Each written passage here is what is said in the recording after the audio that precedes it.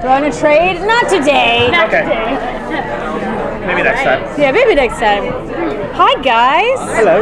You're both new regulars on the show this season. Yeah, both new regulars. Related. Exactly, exactly. And both kind of, dark and moody. Yeah, so does that mean that you guys develop a dynamic together? You're going to have to watch to see. I don't know. That's the blonde guy right there. Yeah. There's the boss right there. No, it's interesting because they obviously both come from the world of magic and stuff, and John is someone who's always out for himself or humanity and will sacrifice anyone to achieve that goal. And if it is deemed useful to him, then he'll do whatever it takes. But it'd be interesting to see kind of how this dynamic works. But you're by any means necessary kind of guy. Yeah, completely. Yeah, he is. Yeah, and I think Nora is too. So yeah. So for Matt, what is it like returning to the character full time? You've done like episodes here and there, but now you're every episode. Yeah, no, it's great. Obviously the show was cancelled after 13 episodes, and I was disappointed because I felt like we were just getting the tone of the show right. We were just kind of getting going, and at every corner of the journey with this character, I've always felt it was over, and then they just keep on pulling me back in, whether it's for the animated TV show or Justice League Dark animation or Arrow and then Legends, and then to be able to now have a run of the character for 16 episodes is like, it's great. I get to explore him again. The only bad thing about it is I have to have my roots dyed every 2 weeks, and that's a pain in the ass.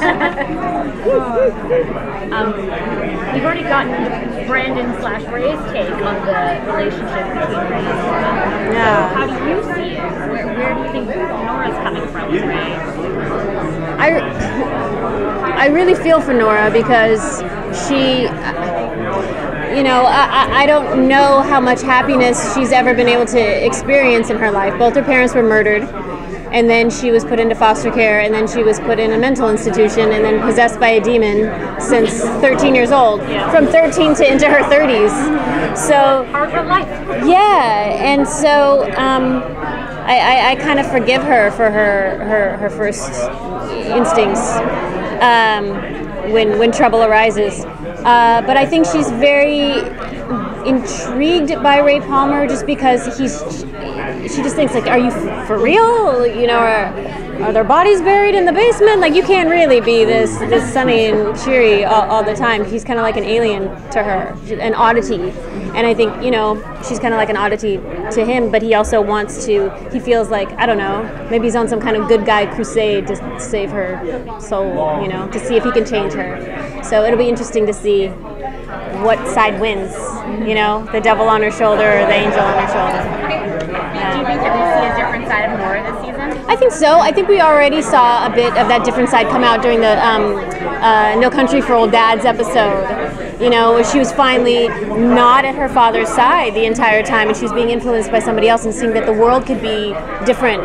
Torture isn't the answer. Excuse me. And that's when Ray's influence really started to show. So yeah, I think I'd like to see more of that. I think it's more interesting. She has a nice moral gray area that I'm really interested in, rummaging through. That wasn't right. I didn't finish that sentence properly.